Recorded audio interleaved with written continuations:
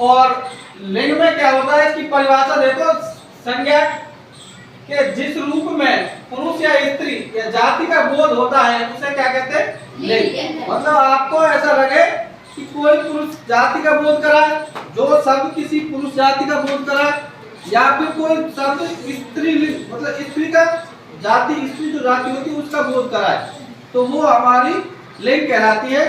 इसके दो भेद होते हैं। क्या होते हैं? दो भेद। एक तो पुल्लिंग और दूसरा होता है स्त्रीलिंग।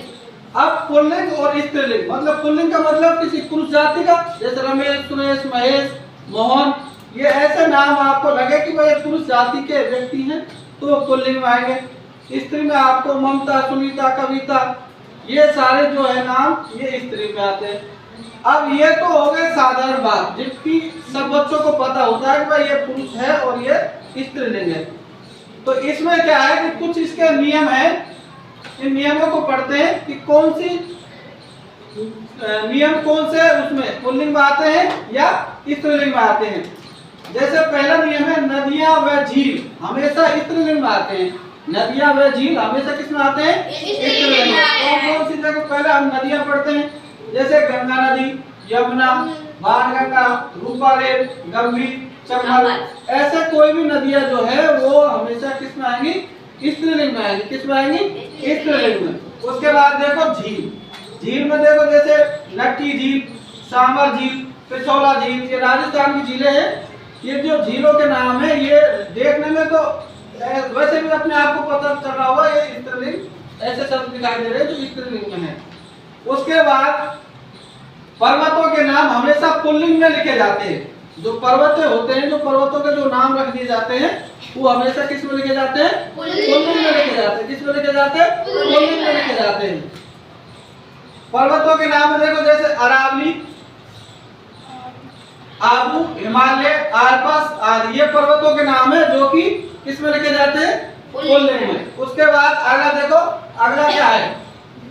ग्रहों के नाम। ग्रहों के नाम हमेशा ये भी किस में लिखे जाएंगे? पुल्लिंग में आते हैं। जो ग्रह हैं हमारे, जो ग्रह नक्षत्र और ये दोनों चीजें, ग्रह अलग होते हैं, इसका ध्यान रखना। ग्रह अलग होते हैं और नक्षत्र अलग होते हैं। तो ग्रह तो होते हैं आपके, जो आपने पढ़ा होगा 8 ग्रह होते हैं। कितने ग्रह होते हैं? 8। तो वो 8 ग्रह जैसे सूर्य, बृहस्पति, मंगल, शुक्र, शनि और राहु, केतु, ऐसे ये सारे जितने भी ग्रह हैं ये सब ग्रह किस में आएंगे? पुल्लिंग में आते हैं। उसके बाद फिर देखते हैं नक्षत्र।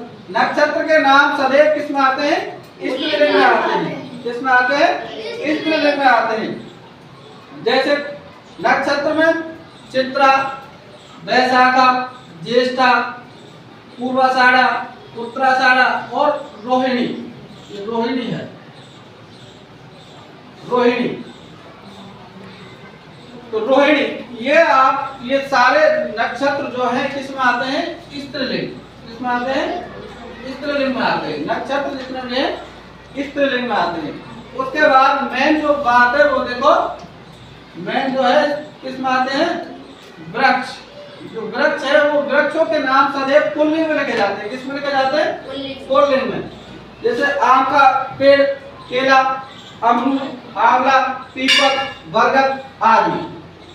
ये कुछ नियम थे और ये नियमों के अलावा हम आपको कुछ एक ऐसी सिंपल सी ट्रिक बताएंगे जो 90%, अगर आपको ये याद ना रहे, अगर आपको याद नहीं रहे तो आपको एक सिंपल सी ट्रिक है। सिंपल सी ट्रिक क्या है? अगर पुल्लिंग में अच्छा शब्द लगाते हैं, क्या लगाए? अच्छा। और स्त्रीलिंग में क्या लगाए? अच्छी।